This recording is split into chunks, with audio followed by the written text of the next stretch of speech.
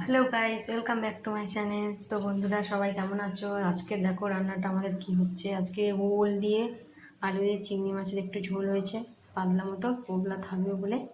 আর কিছু চিংড়ি মাছ ভেজে রাখা হয়েছে। আর এই হলো পাঁকাল তোড়া মাছ, এটা সাত্বিকের জন্য, এটা দিয়ে ঝোল হবে।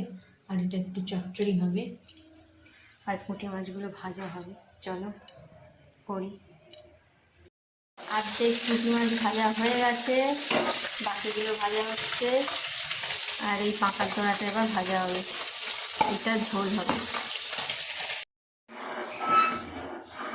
সব মাছ ভাজা হয়ে গেছে।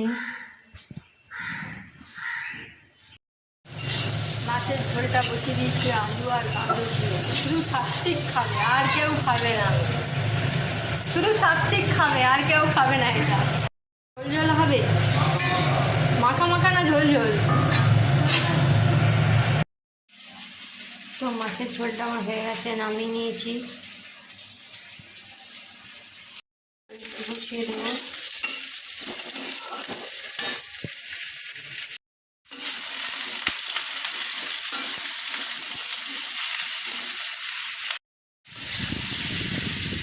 চচ্চড়িতে যা মশলা দেওয়া হয়ে গেছে, এবার সরষেটা এই চচ্চড়িতে পড়বে।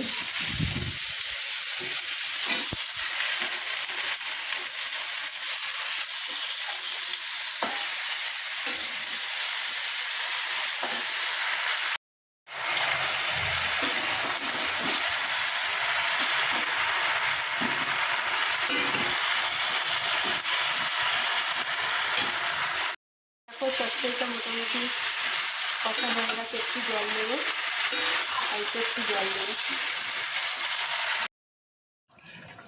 জল দিয়ে দিয়েছি অল্প করে, সিদ্ধ হবে। চচ্চড়িটা হয়ে গেছে, নামিয়ে নিয়েছি।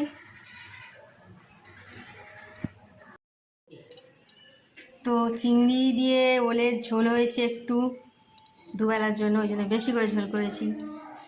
কুমড়ো পুঁই শাক দিয়ে একটা চচ্চড়ি। আর এটা হলো আমাদের সাত্বিকের, আলু আর গাজর দিয়ে, শুধু সাত্বিকের।